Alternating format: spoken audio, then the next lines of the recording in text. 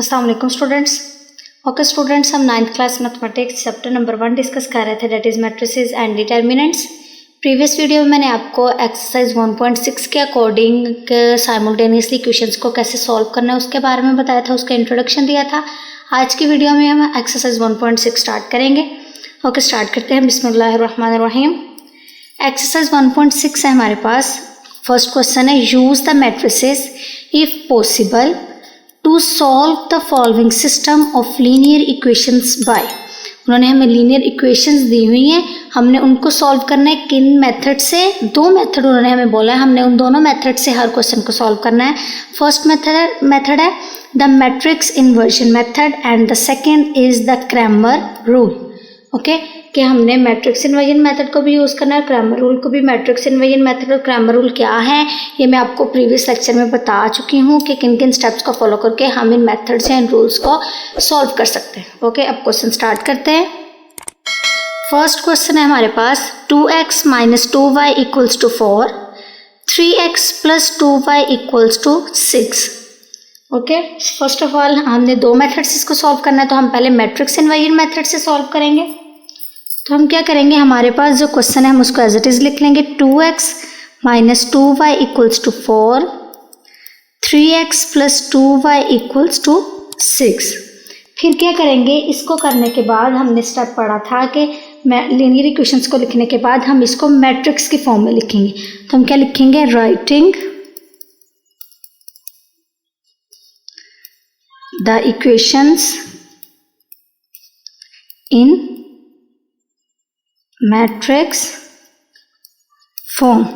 कि हमारे पास जो इक्वेशंस हैं हमने उनको मैट्रिक्स फॉर्म में लिखना है। ओके तो जब हम इनको मैट्रिक्स फॉर्म में लिखेंगे तो हमारे पास क्या आएगा, पहले हम क्या करेंगे, x के कोफिशिएंट्स लिखेंगे 2 और 3, देन y के कोफिशिएंट्स लिखेंगे, क्या है, -2 और 2। उसके बाद हम क्या करेंगे, x और y वेरिएबल का एक मैट्रिक्स बनाएंगे, इक्वल है किसके, 4 और 6। हमने जो हमारे पास लीनियर इक्वेशंस थी हमने उसको मैट्रिक्स के फॉर्म में लिख लिया। अगेन बताती हूँ कि पहले हमने x के कोफिशिएंट्स लिखने हैं in the form of column, then हमने y के कोफिशिएंट्स लिखने हैं, अगेन उसका सेकंड कॉलम बना देना है -2 और 2। फिर हमने x और y वेरिएबल के अकॉर्डिंग ये लिखे हैं, तो पहले हमने x के लिखे हैं तो x लिखेंगे, फिर y के लिखे हैं तो y लिखेंगे। उसके बाद इक्वल के बाद जो हमारे पास दोनों वैल्यूज़ हैं हम उनको भी मैट्रिक्स फॉर्म में लिख देंगे इस तरह। ओके उसको लिखने के बाद हम क्या करेंगे, लेट क्या करेंगे, हम इस मैट्रिक्स को नाम दे देंगे A का, इसको नाम दे देंगे x का एंड इसको नाम दे देंगे हम b का। ओके लेकिन इन क्वेश्चन में हमने वैल्यूज़ किसकी फाइंड आउट करनी है, x और y की। तो हम क्या करेंगे, हमने क्या कंसीडर किया कि ax इक्वल है b के, मुझे चाहिए x, मैं क्या करूँगी, x को इधर ही रहने दूंगी और ये दूसरी तरफ जाके 1/a बन जाएगा और ये आ जाएगा b। अब 1/a को आप क्या लिख सकते हैं, a inverse in the form of matrices. क्योंकि अब हम मैट्रिक्स के बारे में डिस्कस कर रहे हैं तो हम 1/a को तो नहीं सॉल्व कर सकते, लेकिन a इनवर्स को हम सॉल्व करेंगे। हमारा अब मेन टारगेट क्या है कि हमने a इनवर्स फाइंड आउट करना है, फिर b मैट्रिक्स हमारे पास होगा, वो लेके इन दोनों को मल्टीप्लाई करके हमारे पास x और y की वैल्यूज़ आ जाएगी। ओके अब स्टार्ट करते हैं। फर्स्ट ऑफ ऑल हम इस इक्वेशन को नाम दे लेंगे, that is equation a, x = a inverse b। तो फर्स्ट ऑफ ऑल हमें चाहिए a इनवर्स। a इनवर्स का फार्मूला हमारे पास क्या है, adjoint a over determinant of a। तो एडजॉइंट a तो हम यहाँ से निकाल लेंगे, then determinant of a find out करेंगे। एडजॉइंट a हमारे पास क्या होगा कि हमारे पास जो a मैट्रिक्स है इनकी हम जगह चेंज करेंगे, तो ये तो 2 2 ये ऐसे ही आ जाएंगे और इनके साइन चेंज करेंगे, तो यहाँ आ जाएगा -3 और -2। ये हो गया हमारे पास एडजॉइंट ऑफ a। सॉरी -2 नहीं आएगा, साइन चेंज हो जाएगा, प्लस का आएगा यहाँ पे। फिर अब हम determinant of a find out करेंगे। a मैट्रिक्स है हमारे पास ये 2 -2 3 और 2। तो हम इसका जब डिटर्मिनेंट फाइंड आउट करेंगे तो क्या होगा, 2 को 2 के साथ मल्टीप्लाई करेंगे, -3 को -2 के साथ मल्टीप्लाई करेंगे तो 4 minus minus plus 3 to the 6, हमारे पास डिटर्मिनेंट ऑफ ए क्या आया 10। अब यहाँ से हम ए इनवर्स फाइंड आउट करेंगे। ए इनवर्स है हमारे पास एडजॉइंट ऑफ ए था, एडजॉइंट ऑफ ए हमारे पास क्या था 2 -3 2 and 2 and divided by determinant of A हमारे पास क्या है 10 है, ये 0 के इक्वल नहीं है तो ये क्या है, यहाँ पे हम लिख देते हैं ए इज नॉन सिंगुलर, क्योंकि अगर हमारा डिटर्मिनेंट 0 के इक्वल आ जाता तो हम नेक्स्ट क्वेश्चन को प्रोसीड नहीं करते, नेक्स्ट क्वेश्चन सॉल्व नहीं करते, क्योंकि यहाँ पे हमारे पास 0 आ जाना था। अब जब यहाँ पे 0 आ जाएगा तो हमारे पास इनफाइनाइट आंसर आ जाएगा जो हम सॉल्व नहीं कर सकते। ओके, तो ये ज़रूर आपने याद रखना है कि अगर हमारे पास यहाँ पे डिटर्मिनेंट 0 के इक्वल नहीं है तो हम इसका multiplicative inverse means A inverse find out कर सकते हैं। बट अगर यहाँ पे हमारे पास ए इन्वर्स 0 आ गया, हमारे पास डिटर्मिनेंट ऑफ ए 0 आ गया तो हम ए इन्वर्स फाइंड आउट नहीं कर सकते। तो हमारे पास यहाँ पे ए एक नॉन सिंगुलर मैट्रिक्स है, तो इस तरह हम ए इन्वर्स फाइंड आउट कर सकते हैं। तो ए इन्वर्स हमारे पास आ गया 2 माइनस 3 2/10। यहाँ पे क्या करूँगी मैं, अब 10 को सबके साथ सेपरेटली डिवाइड कर दूँगी।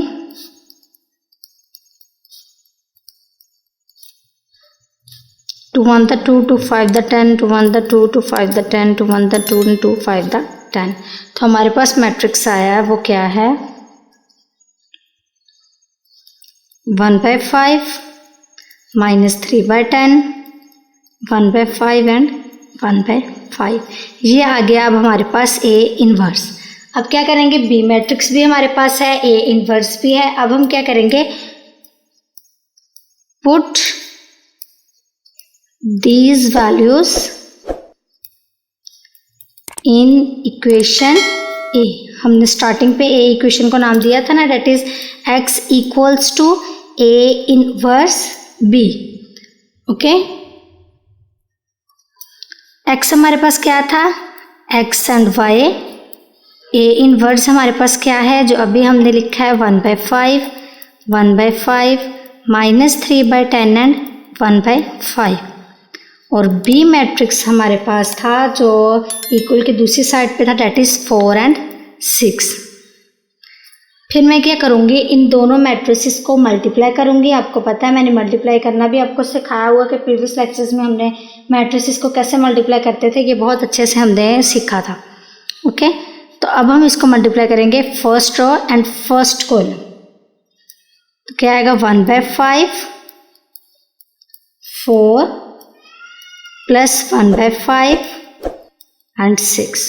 इसी तरह second row column -3/10 4 plus 1/5 and 6 ऐसे था। अब इसके बाद हम इसको एलसीएम लेके मल्टीप्लाई करके लिखते हैं।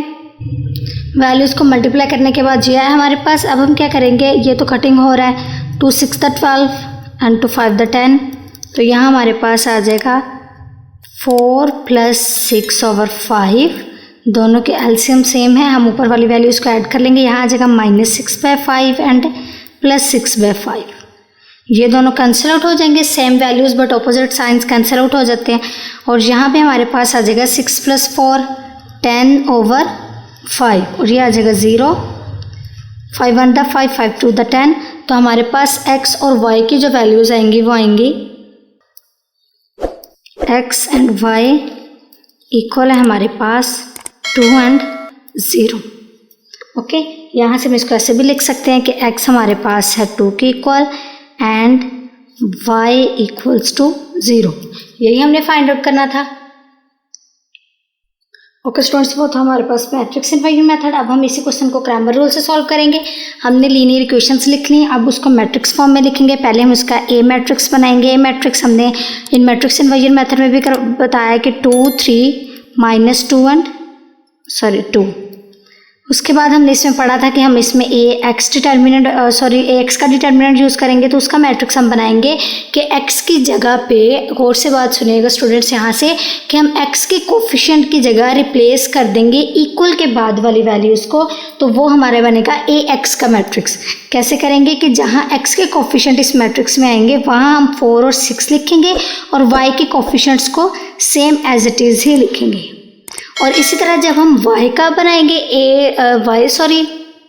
जब हम y का मैट्रिक्स बनाएंगे तो x के कोफिशिएंट्स ऐसे ही लिखेंगे, बट y के कोफिशिएंट्स की जगह पे हम इन वैल्यूज़ को रिप्लेस कर देंगे। ओके, अब हम y का मैट्रिक्स बनाएंगे। ये देखिए y के मैट्रिक्स में हमने x के कोफिशिएंट्स ऐसे ही रहने दिए, बट y के कोफिशिएंट्स की जगह पे जो इक्वल के बाद वाली वैल्यूज़ हैं हमने वो लिख ली है। अब डायरेक्ट हम यहाँ पे डिटर्मिनेंट फाइंड आउट करेंगे। डिटर्मिनेंट ऑफ a हमने फाइंड आउट किया है, डेट इक्वल्स टू 10। अभी मैंने मैट्रिक्स इन्वर्जन मेथड में किया। Determinant of a x find out करेंगे।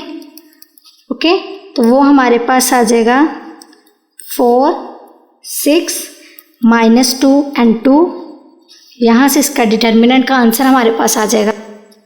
जी स्टूडेंट्स, ए एक्स का जो हमारे पास मैट्रिक्स था उसका डिटर्मिनेंट फाइंड आउट किया, डेट इक्वल्स टू 20, और ए वाई हमारे पास जो मैट्रिक्स था मैंने उसका डिटर्मिनेंट फाइंड आउट किया, डेट इक्वल्स टू 0।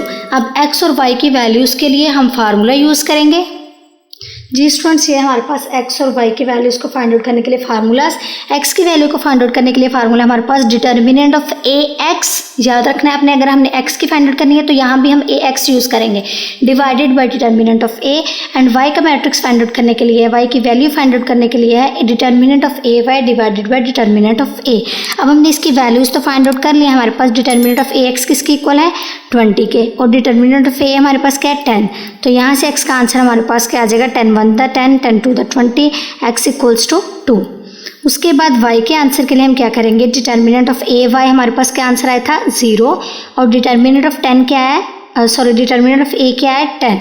तो यहाँ से y का आंसर आ जाएगा 0, क्योंकि अगर डिवाइड के नीचे, फ्रैक्शन के नीचे 0 हो तो वो हमें इनफाइनाइट आंसर देता है। जैसे 1/0 हो तो वो हमें इन्फिनिटी आंसर देता है, बट अगर 0/10 या 0 समथिंग कुछ भी आ सकता है तो वो हमें 0 ही आंसर देता है। इस तरह y का आंसर हमारे पास क्या आ जाएगा, 0। ये क्रैमर रूल से हमने सॉल्व किया था। पीछे वाला जो मैंने आपको फर्स्ट पार्ट इसी का करवाया था, फर्स्ट मेथड, वो हमने मैट्रिक्स इन्वर्जन मेथड से किया। याद रखिएगा, जिस मर्जी मेथड से कर लें बट इनके आंसर्स जो हैं वो सेम आते हैं। ओके स्टूडेंट्स, ये था हमारा आज का लेक्चर। आज मैंने आपको एक्सरसाइज 1.6 का क्वेश्चन नंबर 1 करवाया। हमने मैट्रिक्स इन्वर्जन मेथड किया, क्रैमर रूल किया है। अगर आपको कोई भी प्रॉब्लम हो तो आप कमेंट बॉक्स में पूछ सकते हैं, और अगर आपको मेरी वीडियो अच्छी लगे तो मेरे चैनल को लाइक करिएगा, शेयर करिएगा और ज़रूर सब्सक्राइब करिएगा स्टूडेंट्स, और बेल आइकन प्रेस करिएगा, इससे आपको मेरी हर वीडियो सबसे पहले देखने को मिले। ओके, अल्लाह हाफिज़।